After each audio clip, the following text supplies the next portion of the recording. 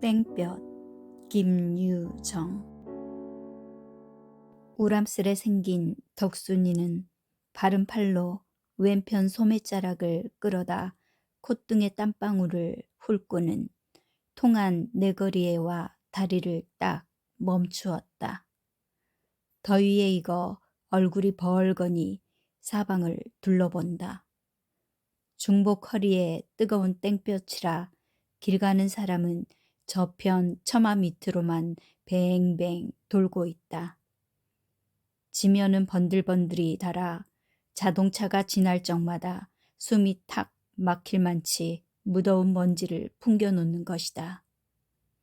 덕순이는 아무리 참아보아도 자기가 길을 물어 좋을 만치 그렇게 여유 있는 얼굴이 보이지 않음을 알자 소매자락으로 또 한 번 땀을 훑어본다.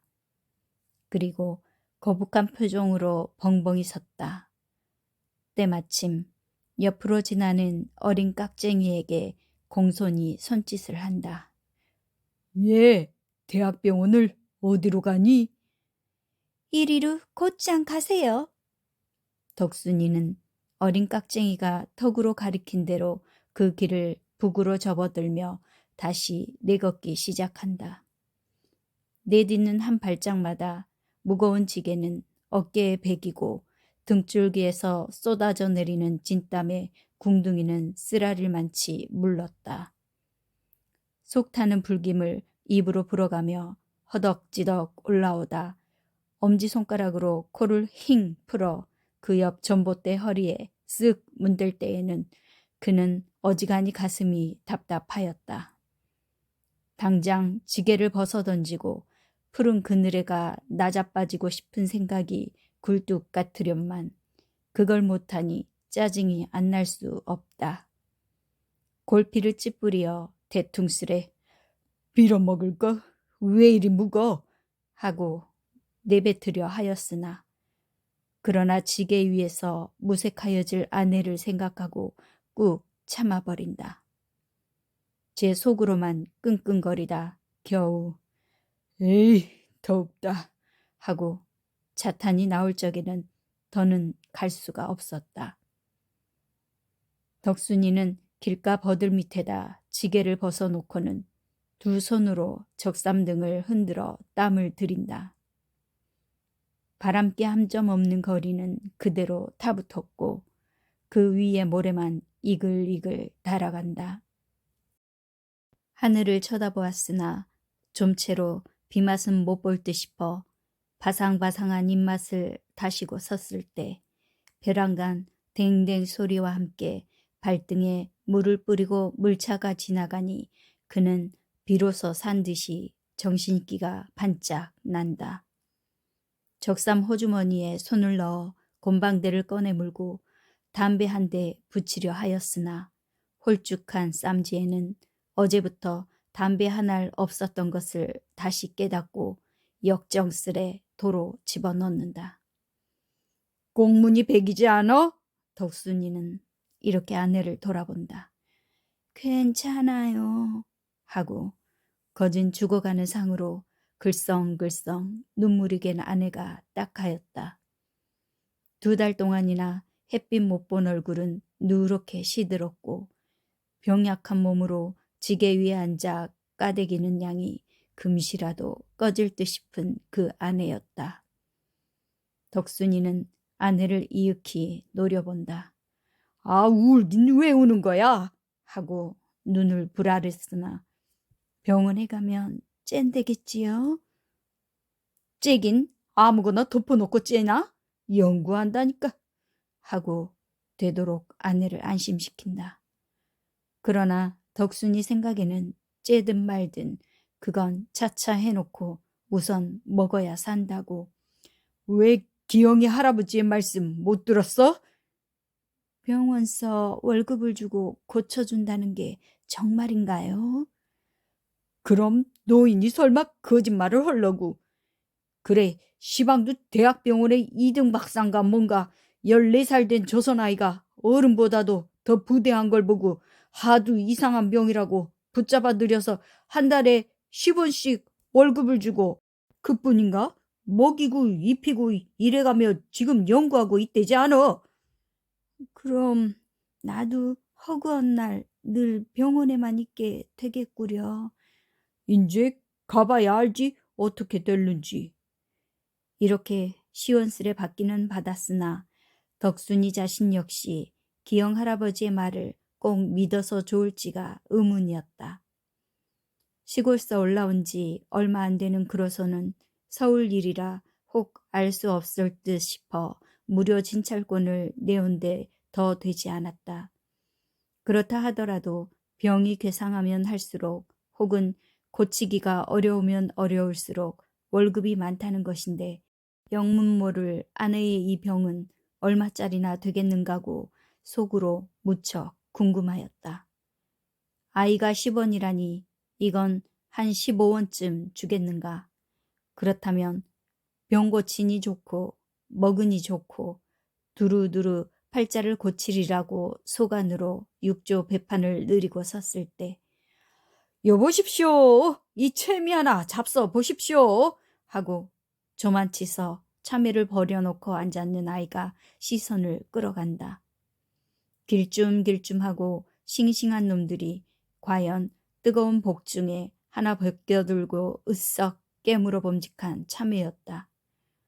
덕순이는 참외를 이놈 저놈 멀거니 물색하여 보다 쌈지에 든 잔돈 사전을 얼른 생각은 하였으나 다음 순간에 그건 안 될 말이라고 꺾진 마음으로 시선을 걷어온다.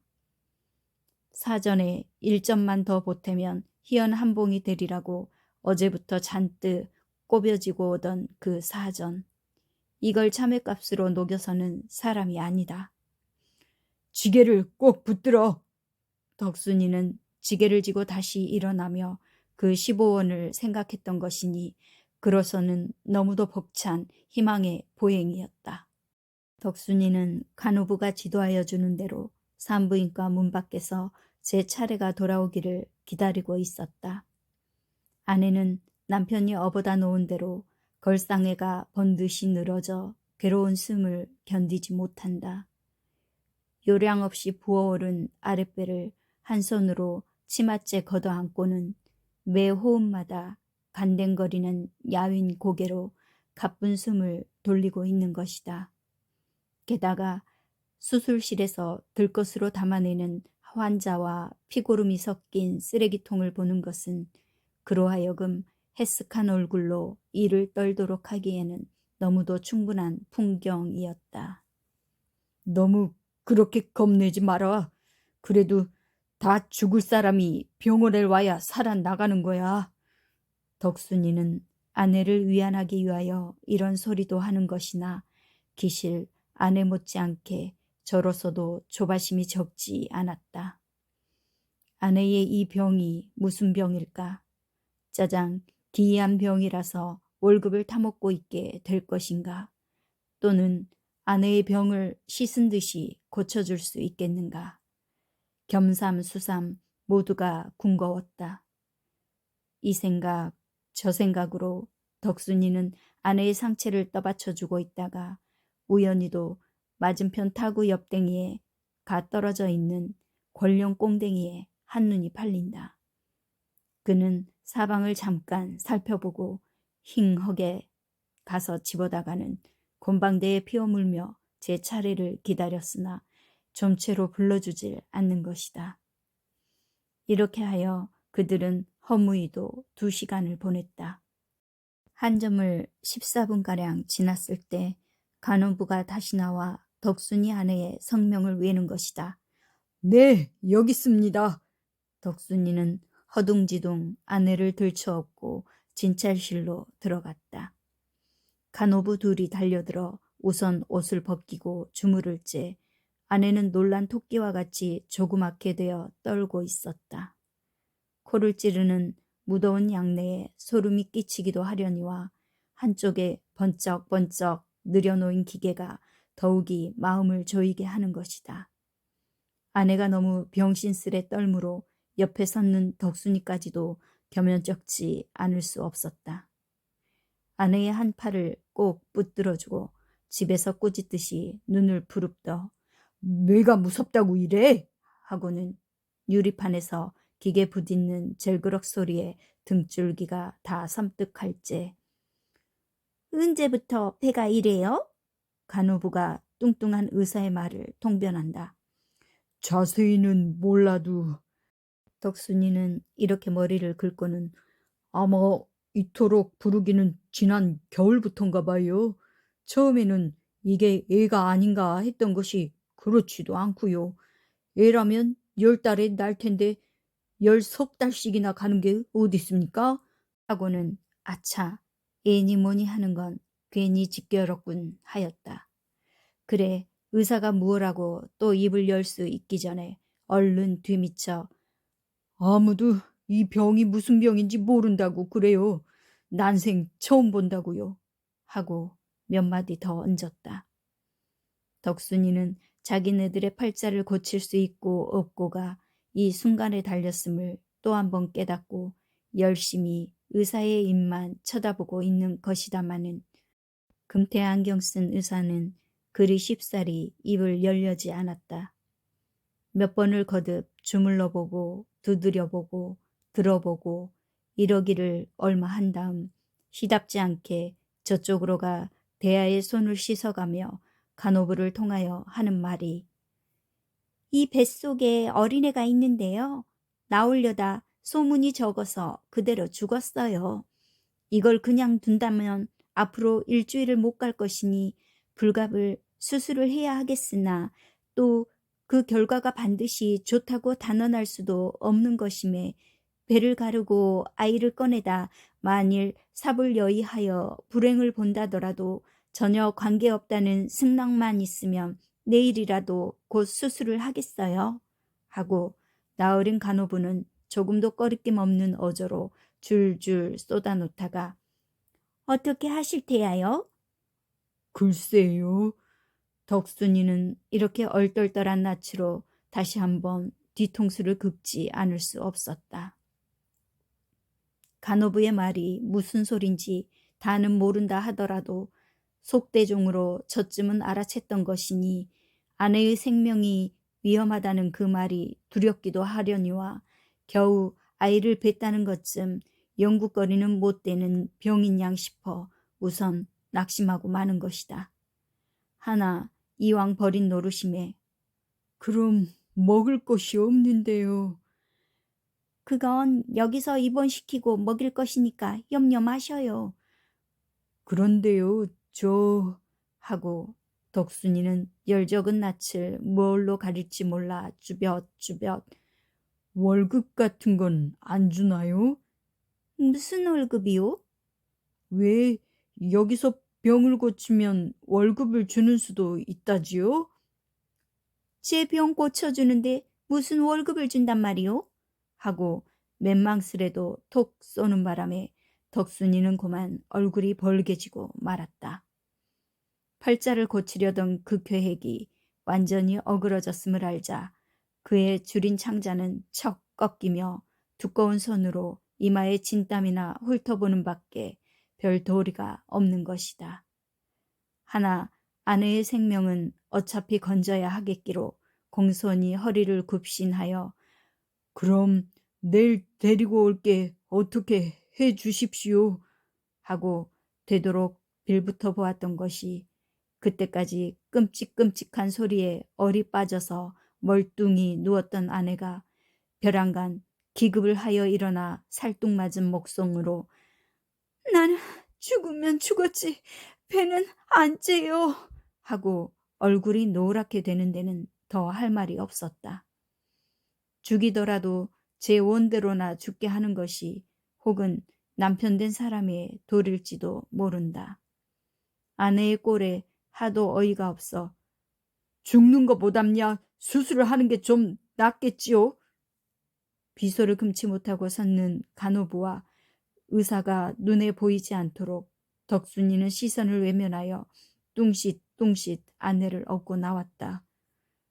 지게 위에 올려놓은 다음 엎드려 다시 지고 일어나려니 이게 웬일일까? 아까 오던 때와는 갑절이나 무거웠다.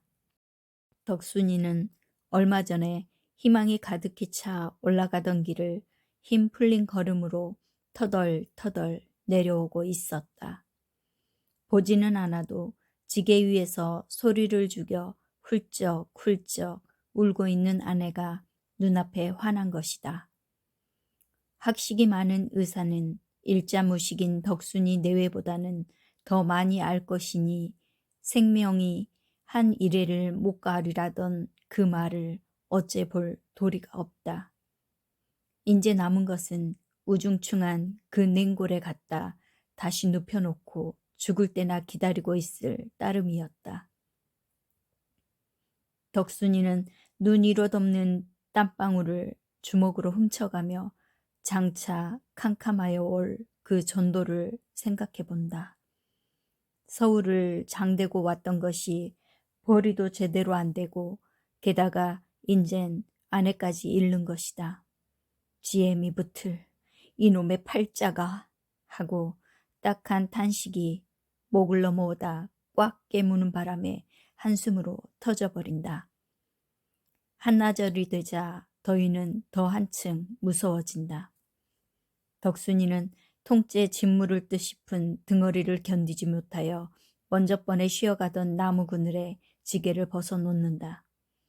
땀을 들여가며 아내를 가만히 내려다보니 그동안 고생만 시키고 변변히 먹이지도 못하였던 것이 갑자기 후회가 나는 것이다. 이럴 줄 알았더면 동네집 닭이라도 훔쳐다 먹였을 걸 싶어. 울지 마라. 그것들이 뭘 아나 채까짓게 하고 소리를 뻑 지르고는 채미 하나 먹어볼 테야? 채민 싫어요. 아내는 더위에 속이 탔음인지 한 길 건너 저쪽 그늘에서 팔고 있는 얼음 냉수를 손으로 가리킨다. 남편이 한 푼 더 보태어 담배를 사려던 그 돈으로 얼음 냉수를 한 그릇 사다가 입에 먹여까지 주니 아내도 황송하여 한숨에 들이켠다.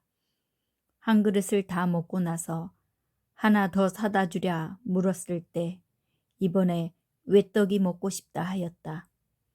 덕순이는 이것이 마지막이라는 생각으로 나머지 돈으로 외떡 3개를 사다 주고는 그대로 눈물도 씻을 줄 모르고 그걸 오직 깨물고 있는 아내를 이윽히 바라보고 있었다.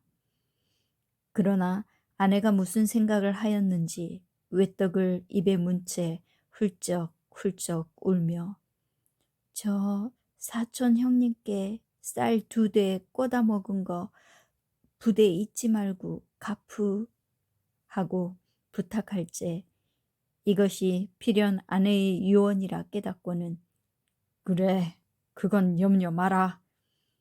그리고 임자 옷은 영근 어머니더러 사정 얘기를 하고 좀 빨아달래우 하고 이야기를 곧잘 하다가 다시 입을 일그리고 훌쩍훌쩍 우는 것이다. 덕순이는 그 유언이 너무 처량하여 눈에 눈물이 핑 돌아가지고는 지게를 도로 쥐고 일어선다. 얼른 갖다 눕히고 죽이라도 한 그릇 더 얻어다 먹이는 것이 남편의 도릴 게다. 때는 중복, 허리에 쇳불도 녹이려는 뜨거운 땡볕이었다. 덕순이는 빗발같이 내려붙는 등골의 땀을 2손으로 번갈아 훔쳐가며 끙끙 내려올째 아내는 지게 위에서 그칠 줄 모르는 그 수많은 유언을 차근차근 남기자 울자 하는 것이다.